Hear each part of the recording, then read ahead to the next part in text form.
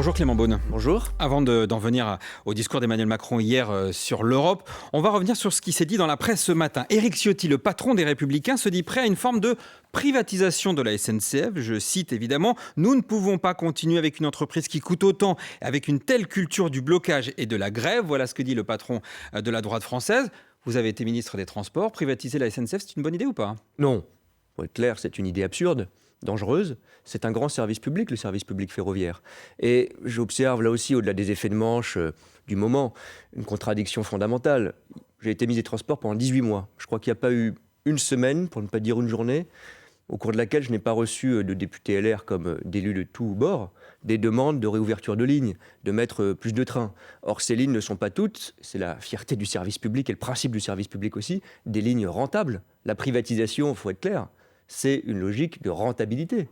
Notre service public ferroviaire, il rend service à des millions de Français, parfois sur des lignes qui marchent très bien, tant mieux, ça irrigue tout le réseau. C'est un totem de la droite, c'est quoi l'idée ? Écoutez, je crois que dans le moment, j'imagine que c'est en réaction à l'accord qui a été négocié au sein de l'entreprise, mais On va rappeler ce que c'est que cet accord, Oui. Clément Beaune.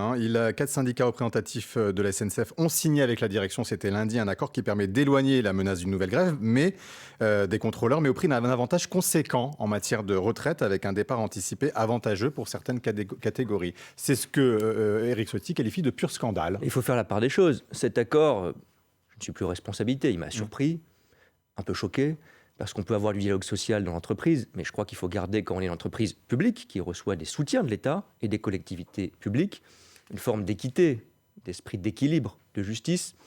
Je n'ai pas les détails exacts de cet accord qui s'est fait dans l'entreprise, mais je ne suis pas sûr qu'on soit dans une logique d'équité et d'équilibre. Vous ne l'auriez pas validé en tant que ministre des Transports, parce que le PDG de la ça marche pas comme ça. SNCF s'en est félicité. Oui, mais la SNCF est une entreprise publique, mais c'est une entreprise qui a sa direction et ses syndicats. Ensuite, on peut avoir un avis sur la chose et on peut avoir cette exigence d'exemplarité. Parce qu'à la fin, c'est les finances publiques qui vont compenser un accord d'entreprise. Non, c'est pas les finances publiques qui vont compenser directement, mais ça peut être l'usager mais ça peut être l'usager qui prend le train. Et donc, moi, je me suis battu. Je sais que mon successeur, Patrice Vergrit aussi, pour qu'on ait des tarifs de train qui ne soient pas exorbitants. C'est important pour le service public, c'est important pour la transition écologique. Donc, il faut garder cet équilibre. Mais déduire de cela, je le dis comme je le pense, que cet accord ne me paraît pas satisfaisant. Mais déduire de cela qu'il faut privatiser la SNCF, c'est déconnecté, c'est absurde. Et je pense qu'en plus... Une partie, il dit que l'État doit conserver les missions de service public. Il dit ça dans l'opinion. Très bien, donc ça veut dire quoi ? Ça veut dire qu'on privatise les lignes qui marchent et que les lignes qui ne marchent pas, on ne les privatise pas. Aujourd'hui, les lignes qui marchent, elles aident le reste du réseau. Quand vous prenez un TGV, ça n'est pas subventionné. Quand vous prenez une ligne intercité entre Paris et Limoges, c'est aidé. Et c'est bien. Et c'est aussi de la solidarité nationale. Donc, il faut que tout le monde garde un peu la raison. On ne privatise pas la SNCF. En tout cas, moi, je m'y opposerai comme citoyen, comme député de toutes mes forces. Mais qu'on garde le sens de la justice et de l'équilibre, c'est aussi la responsabilité de cette entreprise publique dans ses accords sociaux. La SNCF, le prix des transports, évidemment, sujet très important et très quotidien, très concret pour les Français. Autre sujet très concret, le logement, avec notamment une crise du logement qui se cristallise autour d'une crise de l'emploi. Ce matin, la patronne du groupe Nexity était sur France Info, Véronique Bédag. Elle annonce 502 suppressions de postes dans son groupe et elle affirme que finalement, le gouvernement n'a pas forcément bien réagi face à la crise financière. Alors, pourquoi est-ce que le gouvernement, puisque vous étiez aux affaires il y a encore pas si longtemps, vous étiez notamment au sein de ce ministère de la transition écologique, quand bien même vous n'étiez pas en charge du logement, qu'est-ce qui se passe ? Est-ce que le gouvernement a fermé les yeux sur la crise immobilière ? Non, je vous confirme, en effet, je n'ai pas été ministre de tout.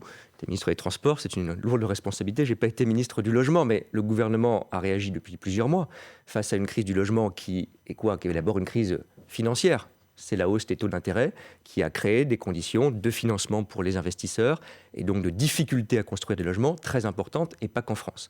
Je ne vais pas rentrer dans le détail des mesures, je n'en suis pas le spécialiste, mais il y a eu des réponses dès le début de l'année 2023. La patronne de Nexity pense que ce n'est pas du tout suffisant et que là, la crise s'amplifie. Mais il y aura sans doute des réponses encore des mois qui viennent. La solution, elle est très simple, il faut aider à construire. Il faut aider à construire, produire et produire des logements, parce que c'est en construisant et en produisant des logements, c'est la responsabilité de l'État et des collectivités, parce qu'on sait que souvent, je le vois sur le terrain, ce sont parfois des réticences locales, parfois des maires, qui freinent pour de bonnes ou de mauvaises raisons, mais la construction de logements. Donc c'est, je crois, un travail collectif. Clément Beaune, on s'attend ce soir à une dégradation de la note de notre dette souveraine par les agences de notation Moody's et Fitch. Ça veut dire quoi derrière concrètement? Davantage d'économies à trouver et plus de serrage de ceinture pour les Français? Non. C'est ça la perspective? Non, attendez, il faut être clair. Les agences de notation, elles font leur travail. Leur travail, c'est des agences privées qui font des évaluations et c'est d'ailleurs encadré par la loi. Elles vont donner un avis, comme elles le font régulièrement. Une note même. Oui, une note. C'est un paramètre important. Est-ce que ça aura un impact? D'abord, je ne connais pas la notation. Est-ce que ça aura un impact? En général, les marchés financiers, le coût de la dette, ils anticipent ces choses-là et on le voit rarement, des espèces d'à-coups ou de dégradation des conditions de financement de la France, qui reste un pays solide, reconnu comme tel, attractif. Il ne faut pas faire peur inutilement aux Français. Vous tentez de relativiser avant le verdict. C'est un peu un coup dur politiquement, c'est quand même un coup dur Mais politique. ensuite, vous savez que certains instrumentalisent politiquement, j'ai aucun doute là-dessus. Mais notre stratégie de finances publiques, elle n'est pas indexée sur ce qui va se passer cet après-midi et sur telle ou telle notation. Qu'il faille faire des économies, ce n'est pas parce que des agences dégradent ou pas. Une note, c'est parce qu'on en a besoin. On en parlera, j'espère, de l'Europe dans quelques instants, pour des questions de souveraineté de notre pays. Parce qu'un pays qui est trop endetté, un pays qui a trop de déficit, c'est un pays qui, à terme, augmente les impôts, casse la croissance, réduit ses services publics. Je crois que personne ne veut ça pour la France. Moi, je ne le veux pas. Et donc, il faut anticiper, mais dans le bon ordre. On ne réagit pas par des coups de volant à une agence de notation. Sans parler de coup de volant, est-ce que ça ne vient pas sanctionner des années où finalement les réductions, par exemple, des dépenses publiques, la bonne gestion financière n'était peut-être pas la priorité de l'exécutif? Mais si on dit que ce n'était pas la priorité de faire des mesures d'économie, par exemple, pour la période Covid, on l'assume complètement. Et d'ailleurs, tous ceux qui donnent aujourd'hui des leçons de bonne gestion, non seulement n'ont pas contesté ces dispositifs Covid, mais depuis veulent qu'on dépense encore plus, y compris les LR, qui ne cessent de demander, sur le carburant ou d'autres choses, des aides supplémentaires. Donc il faut un peu de cohérence. Qu'on soit dans une période, ça n'est plus la crise Covid, ça n'est plus le quoi qu'il en coûte, où il faille faire des efforts. Bruno Le Maire, le gouvernement le disent de longue date, et il faut faire ces efforts sans une accélération délirante, avec du calme, de la sérénité, en construisant le budget pour 2025, où il y aura des mesures d'économie, bien sûr, mais sans casser. Ce n'est pas l'austérité, ce n'est pas la rigueur, nos services publics. Clément Beaune, député de Paris, porte-parole de la campagne Renaissance aux Européennes. On va justement parler des Européennes dans un instant, juste après le fil info de Claire Checaglini, il est 8h40 sur France Info. Un carnet de notes redouté par une élève plus dépensière que prévu. Le couperet de Moody's et de Fitch tombera dans la soirée pour Bercy. D'ores et déjà, le gouvernement veut resserrer les cordons de la bourse avec 20 milliards d'économies dès cette année. Gérald Darmanin favorable à un couvre-feu pour les mineurs. Le ministre de l'Intérieur soutient les maires qui ont pris des arrêtés pour interdire aux plus jeunes de sortir le soir. Mesure en vigueur à Béziers et à Pennes-Mirabeau, ainsi qu'à Pointe-à-Pitre. Là, le locataire de la place Bosvaux l'avait ordonné mi-avril. Les rendements de la vigne mis à mal par le dérèglement climatique, victime d'incendies, de la sécheresse et du gel, les cultures ont donné 10% de moins de vin que l'an dernier. Groupe iconique de la scène électro, Justice revient enfin 8 ans après son dernier album. Le duo français sort avec un nouvel album, Hyper Drama. France Info. Le 8-30 France Info. Benjamin Sportouche, Jean-Rémy Baudot. On est avec Clément Beaune, député de Paris, porte-parole de la campagne Renaissance aux Européennes. Clément Beaune, hier, dans son discours sur l'Europe, Emmanuel Macron a affirmé, je le cite, que nos valeurs, notre culture étaient de plus en plus menacées. Mais quelles valeurs exactement et par qui? L'extrême droite, c'est elle qui était visée, l'extrême droite française? Notamment, mais c'est plus large que ça. Il y a un modèle européen, un modèle social, un attachement au service public, à l'égalité, à la liberté. Il y a une civilisation européenne ancienne à laquelle nous sommes attachés. Et ces valeurs sont attaquées dans le monde. On croyait, peut-être un peu naïvement, Européens, occidentaux, après la chute du mur de Berlin, ces 30 dernières années, que c'était ce qu'on avait appelé la fin de l'histoire. C'est-à-dire la démocratie allait s'imposer naturellement partout, il n'y aurait plus de conflits, le doux commerce allait régir le monde. C'est pas ça qui se passe depuis longtemps, mais ça s'accélère et ça s'amplifie. La guerre est de retour sur notre continent. La Chine est une puissance qui, sur le plan commercial, est de plus en plus agressive. Les États-Unis, on a connu un mandat de Donald Trump et c'était dur pour nous, Européens, il y a 4 ans. Peut-être qu'on va le connaître de nouveau. Il faut l'anticiper au mois de novembre prochain. Bref, nous sommes dans un monde de conflits, de brutalité, de terrorisme, de menaces en tout genre. Et l'Europe, quand le président dit ça, est-ce qu'il n'y a pas une dramatisation à des fins électorales? Mais pas du tout. D'abord, Clément Beaune, à 6 semaines à peine du scrutin. Je crois qu'on peut débattre de beaucoup de choses ou nous reprocher beaucoup de choses. Reprocher à la majorité présidentielle, au président de la République, de se découvrir un Européen inquiet et ambitieux à la fois. Franchement, ce serait malhonnête. Le président de la République s'est engagé depuis le premier jour de son engagement politique, en fondant un mouvement politique, en étant candidat 2 fois à la présidentielle, sur l'Europe. On nous l'a parfois reproché d'ailleurs. On a été très seuls à défendre le projet européen, à faire des constats qui sont lucides et difficiles, mais pas à répondre par la résignation ou le tout casser que proposent les extrêmes, mais par la réforme de l'Europe. Et ce qu'a dit le président hier à la Sorbonne pour la deuxième fois, c'était un symbole important, c'est qu'il avait donné rendez-vous aux Français en 2024, dans son premier discours de la Sorbonne, pour faire un bilan. Ce bilan, je le revendique, je l'assume, j'en suis fier, il est extrêmement positif. L'Europe a changé sur beaucoup de choses. Mais pendant ce temps, le monde est devenu plus dur et a lui-même accéléré. Et donc l'Europe doit amplifier, accélérer ces changements. Le président, il a fait beaucoup de propositions pour l'Europe pour l'horizon 2030. Il n'a pas été à courte vue ou à petit horizon électoral, je crois que chacun peut le vérifier. Alors voilà ce que dit Emmanuel Macron, mais de son côté, par exemple, le Rassemblement national dit que c'est l'immigration incontrôlée qui menace les valeurs européennes. Et ce qui menace les valeurs européennes ou surtout le fonctionnement de l'Europe, c'est les anti-européens qui, de longue date, ont voulu faire n'importe quoi à notre continent. Et redisons-le, heureusement qu'il y avait des pro-européens. C'était pas facile qu'on dit on prend pas le vaccin russe, on prend le vaccin scientifiquement validé et on le produit en européen, qui ont dit on fait la relance européenne, qui est allé convaincre l'Allemagne qu'il fallait ensuite pour chacun de nos entrepreneurs, chacune de nos entreprises, faire un plan de relance massif avec un emprunt commun. Il faut quand même le rappeler, ce sont les pro-européens, c'est le président de la République, c'est la majorité présidentielle, c'est pas le Rassemblement national. Donc l'Europe aujourd'hui, des menaces, Macron, elle fonctionne bien. Elle fonctionne pas de manière satisfaisante, elle fonctionne mieux qu'il y a 7 ans. Je ne vais pas vous dire que tout va bien, mais quand tout va pas bien, qu'est-ce qu'il faut faire? Il faut consolider les réformes qu'on a déjà menées, les amplifier. Et que proposent les extrêmes, et notamment l'extrême droite? C'est soit de tout casser, soit de désobéir, soit de tout arrêter. Et si on avait écouté M. Bardella, je prends un exemple puisqu'il parle d'immigration, de contrôle des frontières. Le président l'a assumé dans la présidence française de l'Union européenne, mieux contrôler les frontières de l'Europe, et hier encore. Mais ils étaient contre cette agence Frontex, les gardes frontières aux frontières de l'Europe qui aident à lutter contre les passeurs et l'immigration clandestine. Ils ont voté contre, chacun peut le vérifier, à l'extrême droite, tous les budgets de l'agence Frontex. Maintenant, ils nous disent en fait c'est super Frontex.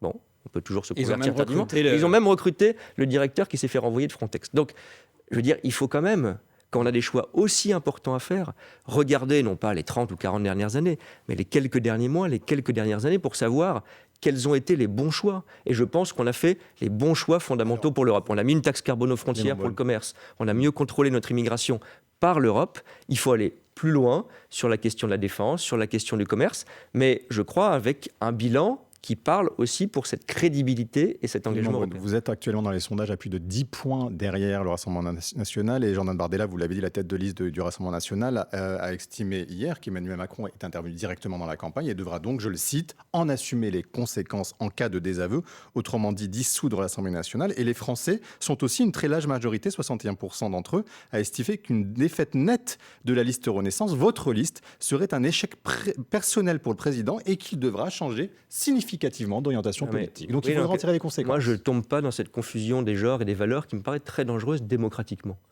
Pas seulement l'extrême droite, mais notamment l'extrême droite nous explique tous les jours que c'est une élection nationale. Il y a 450 millions d'Européens qui vont voter le même jour, le 9 juin, qui vont décider pour 5 ans ce qu'on va faire en matière agricole, en matière écologique, en matière de commerce, en matière de défense. C'est une fois tous les 5 ans. On peut peut-être, au lieu de dévoyer cette élection, ce qui, je pense, est profondément choquant et profondément antidémocratique, dire quelle est la question posée, qu'il y ait des mécontentements face à ce que fait le gouvernement sur telle ou telle chose, qu'on n'aime pas la majorité présidentielle ou le président, c'est une chose. Mais qu'on vote sur la question posée et sur les projets européens. Il a fallu attendre, parce que M. Bardella reproche au président de la République de s'être exprimé, que précisément Emmanuel Macron détaille un projet pour l'Europe de 2030, un projet présidentiel, pour que, soudainement, il trouve un programme et il réagisse. Enfin, il le fait à 1 mois et demi de la campagne, le président de la République. Il aurait pu le faire il y a quelques mois. Mais est-ce que le président de la République a régulièrement parlé d'Europe, y compris au début de l'année sur la question ukrainienne? Est-ce qu'au cours de la présidence française de l'Union européenne, il a eu des grands discours européens? C'était il y a encore quelques mois. Honnêtement, on peut être d'accord ou pas d'accord. Moi, je veux bien faire du projet contre projet. Mais dire que le président et la famille politique à laquelle j'appartiens auprès de lui découvre l'Europe, ce serait un peu fort de café, ce serait un mensonge. Si on vous entend bien, si effectivement la liste Renaissance arrivait avec un score très faible, comme c'est en train de se... Vous voyez, on n'est pas encore en train de parler du projet et on parle déjà d'un résultat hypothétique. Moi, mon combat, je suis porte-parole de cette campagne, vous l'avez dit, l'Europe c'est mon combat d'une vie. c'est d'abord que les choses se passent bien pour notre liste, je le défends le 9 juin, et ça, on est à 43 jours, je crois, d'élection. Beaucoup de Français ne savent pas encore que c'est le 9 juin qu'on vote pour nos députés européens. Je vais me battre pied à pied, ça c'est notre boulot dans la campagne avec Valérie Ayé. Pied à pied, notamment face à des candidats qui sont en train de prendre de la place. On pense notamment à Raphaël Glucksmann. Par exemple, sur le sujet de l'immigration, ça n'est un secret pour personne que vous étiez opposé à la loi immigration votée en France, tout comme Raphaël Glucksmann, le candidat Parti socialiste Place publique. Est-ce que c'est votre seul point commun ? Sur l'Ukraine, par exemple, ce qu'a dit Raphaël Glucksmann de longue date, ce qui a d'ailleurs soutenu l'action de la France et de sa diplomatie et de son président, on a des convergences. Je ne vais pas chercher à caricaturer des divergences. Tant mieux, le Parlement européen d'ailleurs fonctionne comme ça, avec la droite ou avec la gauche, si sur certains grands sujets il y a des points d'accord, mais il y a aussi des points de désaccord. De fond, et puis parfois d'approche politique. De fond, je pense justement au plan de relance. Raphaël Glucksmann ne l'a pas voté.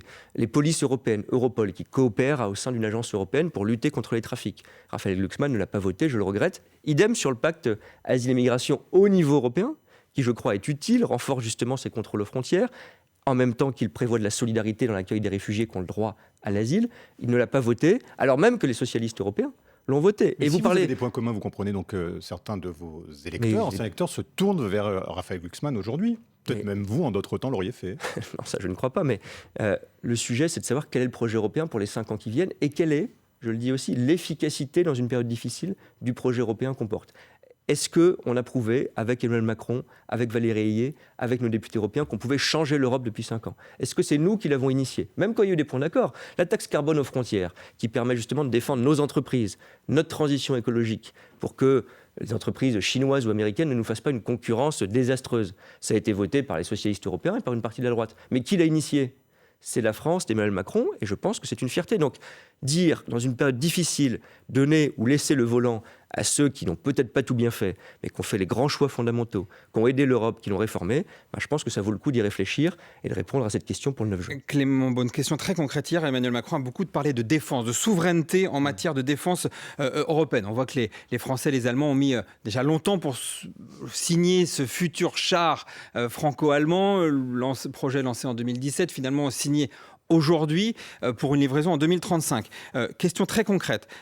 Faut-il un dôme de fer antimissile en Europe, comme le président semble désormais le vouloir ? Est-ce que c'est ça la bonne solution pour protéger l'Europe ? Le président a été délibérément prudent sur ce sujet. Il a dit, faut-il regarder, y réfléchir ? Peut-être. Pourquoi ? Parce que c'est une proposition allemande qui pose beaucoup de questions. Je ne suis pas un expert militaire, mais beaucoup de questions techniques. Donc il ne faut pas donner l'impression qu'il y aurait une forme de, non pas de gadget, mais de protection immédiate qui serait disponible et qu'on n'aurait qu'à appuyer sur le bouton pour avoir un dôme de fer européen. C'est beaucoup plus compliqué que ça, compte tenu de l'étendue du territoire, de la nature des menaces et puis de la décision politique qui décide. Donc, en revanche, avoir des choses qui sont aujourd'hui engagées, mais qu'il faut amplifier. Un budget européen de défense qui permet d'augmenter nos équipements militaires et qui permet d'aider l'Ukraine. Avoir, et ça c'est une proposition très forte du président, une préférence européenne. C'est un changement de modèle total. C'est-à-dire acheter de manière souveraine et produire nos équipements de défense en France et en Europe et pas les acheter sur étagère aux Américains. On les aime bien, mais on n'est pas américains, on est européens. On veut pouvoir décider pour nous-mêmes de nos avions, de notre défense. Le premier sommet européen franco-allemand qu'a fait le président de la République le 13 juillet 2017, ça ne date pas d'hier, c'était pour lancer ces coopérations industrielles de défense avec l'Allemagne, le char et l'avion du futur. Ça met du temps, bien sûr, parce qu'on change un modèle, mais c'est nécessaire. Et là aussi, je crois qu'on a fait tôt des choix qui, avant même la guerre en Ukraine, n'étaient pas partagés à l'époque. Et à cette époque, je rappelle que vous étiez conseiller Europe du président de la République. Je vous le confirme. Clément Beaune, député de Paris. On se retrouve dans un instant, juste après le fil info. Il est 8h51, Claire Checaglini. L'appel de Véronique Bédag lancé ce matin sur France Info, la PDG de Nexity réclame des mesures fiscales de toute urgence pour améliorer la rentabilité des investissements locatifs. Le leader français de la promotion immobilière va supprimer plus de 500 emplois à partir de l'automne. L'Université Columbia reporte l'évacuation des manifestants pro-palestiniens. La faculté de New York avait initialement donné jusqu'à minuit ce vendredi à ses étudiants pour qu'ils partent. Hier, l'association Palestine Légale a déposé une plainte contre l'université l'université de Columbia suite à des arrestations massives d'élèves critiquant la politique israélienne. Le plébiscite de la loi permettant de changer de patronyme. 150 000 personnes ont troqué leur nom donné par leur père par celui de leur mère ou apposé un deuxième nom de famille. Bilan d'un texte entré en vigueur depuis 2 ans. Double sacre pour Aya Nakamura et un pied de nez pour ses détracteurs d'extrême droite. La chanteuse franco-malienne a remporté pour la 2e année consécutive la flamme de la meilleure artiste féminine au Trophée des musiques urbaines. L'artiste francophone la plus écoutée au monde a expliqué qu'il était difficile d'être une chanteuse noire. Elle est pressentie pour interpréter un morceau d'Edith Piaf à les cérémonies des Jeux Olympiques. France Info. Le 8-30 France Info. Benjamin Sportouche, Jean-Rémy Baudot. Clément Beaune, je rappelle que vous étiez ancien ministre, aujourd'hui député de Paris, porte-parole de la campagne Renaissance aux Européennes. On parlait de l'immigration. Une loi a été votée en Grande-Bretagne pour délocaliser au Rwanda la gestion des migrants clandestins arrivés sur le sol britannique. Ça vous inspire quoi? Je souligne que l'Italie a fait peu ou prou la même chose avec l'Albanie. Est-ce que c'est ce qui nous guette? Non, je crois que c'est une illusion en termes d'efficacité de lutte contre l'immigration illégale et de cynisme de court terme, un peu électoraliste. Il y a des élections au Royaume-Uni dans quelques semaines. Bon.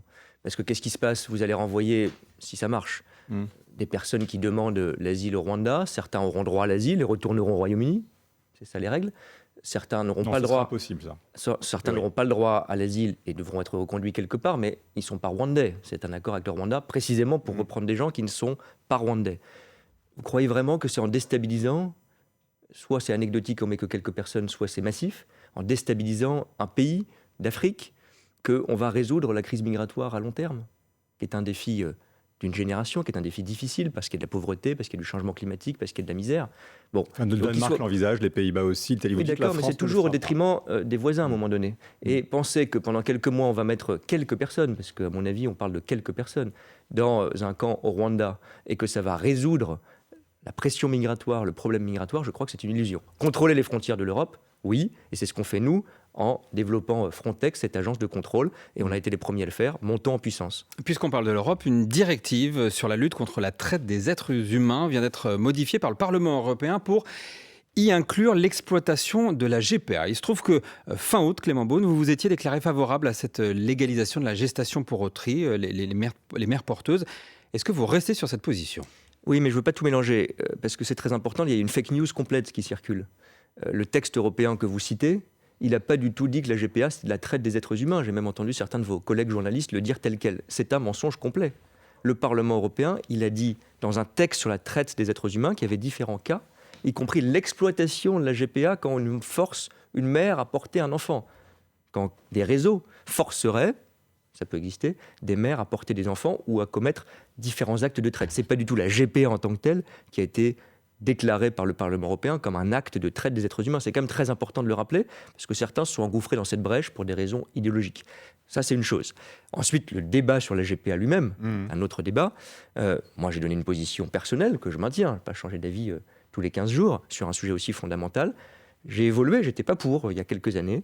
Je pense que pour des raisons d'équité, c'est important, parce que en fait, quand on a de l'argent, on peut le faire, quand on n'a pas d'argent, on peut pas le faire. Mais il faut l'encadrer plutôt que ce soit une forme de pratique dévoyée. Et Marion Maréchal, juste là-dessus, mais je sais que ça n'est évidemment pas la loi, et ça n'est pas la position, je le dis très clairement, de la majorité présidentielle. Vous iriez faire une GPA, vous iriez contracter une gestation pour autrui Je ne commenterai pas ma situation personnelle sur ce point, c'est pas mon projet, pour tout vous dire. Voilà. Marion Maréchal, qui est donc la tête de liste de Reconquête pour les Européennes, estime que la GPA est une pratique monstrueuse et honteuse. Elle réagissait, vous savez, les critiques auxquelles elle faisait face suite à son tweet sur l'annonce de paternité du designer français Jacques Mus et de son époux. Elle avait demandé où était la maman dans un tweet. Et donc elle dit aujourd'hui, la GPA, c'est une pratique monstrueuse. Non, mais là aussi, il ne faut pas tout confondre. Marion Maréchal, elle a le droit d'avoir son avis sur la GPA. Je ne partage rien de ce que pense Marion Maréchal sur ce point non plus, mais elle a le droit d'avoir ce point de vue. C'est pas ça qu'elle a dit. Là aussi, il ne faut pas confondre les choses. On parle de famille, on parle de destin personnel, c'est lourd. Elle a dit où est la maman. Quand on dit où est la maman, ça veut dire qu'on sous-entend que dans tout couple ou toute famille où il y a des enfants, il faudrait qu'il y ait une maman. Bon, ça veut dire aussi qu'en faisant ce tweet, elle a critiqué, elle a insulté même, je crois, des couples homosexuels qui, par exemple, adoptent un enfant. Je rappelle aussi que quand on a recours à une GPA à l'étranger et que les enfants reviennent en France, on ne pénalise pas les enfants dans le droit français. Ils ont le droit de vivre leur vie. Ils ont le droit de vivre avec leurs parents, même si c'est deux pères. Ils ont le droit d'avoir un statut juridique. On ne va pas sanctionner les enfants. Est-ce que la GPA devrait figurer dans le programme du candidat de votre camp en 2027 ? On aura ce débat. Vous connaissez ma position personnelle. Je ne vais pas anticiper les choses. Et vous le souhaitez pour 2027 ? Je le souhaite en général, puisque je l'ai dit. Je ne vais pas vous dire le contraire. Mais ce qui vraiment me préoccupe dans un débat sur la famille, sur des personnes, c'est qu'on confonde tout. Non, le Parlement européen n'a pas dit que la GPA, c'était de la traite. Oui, Madame Marion Maréchal a en fait eu un propos qui est une attaque contre, pas seulement la GPA, sinon elle aurait dit dans son tweet « je suis contre la GPA », pourquoi pas. Elle a eu, par insinuation, un propos que je crois est insultant et homophobe. Clément Beaune, la chef de file des députés LFI, Mathilde Panot, est convoquée par la police pour, je cite, apologie du terrorisme, même convocation que pour la franco-palestinienne Rima Hassan. LFI crie à la censure. Est-ce que cette convocation est justifiée, selon vous ? C'est pas moi qui décris ou décide les actes de police et de justice. Derrière, il y a un peu la question de savoir est-ce qu'en tant que représentant politique, on a des limites dans l'expression. On ne peut pas, par exemple, inciter à la haine. Si quelqu'un a un propos à la télévision, même si on est responsable politique, qui serait raciste, ouvertement antisémite, homophobe ou que sais-je, ça tombe sous le coup de la loi, évidemment. Mais pour répondre à votre question, moi, je ne suis pas pour qu'on ait une forme de pénalisation de la vie politique. Il y a une liberté d'expression qui s'inscrit dans des règles. Quand on trouble l'ordre public, quand on met en danger la vie des personnes, quand on incite à la haine, on doit répondre de ces actes. C'est important de le dire aussi. Responsable politique, il y a quand même le mot responsable. On n'est pas au-dessus des lois et on a même un statut particulier qui fait qu'on doit faire attention à ce qu'on dit. Mais pour être très clair, je ne suis pas fanatique de ces procédures-là et ça m'inquiète un petit peu. Merci beaucoup Clément Beaune, député de Paris, porte-parole de la campagne Renaissance aux Européennes. Je rappelle que vous avez été ministre de l'Europe, puis des Transports. Merci d'avoir été l'invité du 8h30 France Info. Benjamin Sportouche, on se retrouve demain pour une nouvelle interview. Merci beaucoup et dans une poignée de minutes, dans 5 minutes, on retrouvera Renaud Dely pour les informer. Au programme ce matin, on va reparler d'Europe, le sursaut ou la mort. Pourquoi Emmanuel Macron a eu un discours aussi anxiogène hier à la Sorbonne ? On en parlera avec Renaud Dely.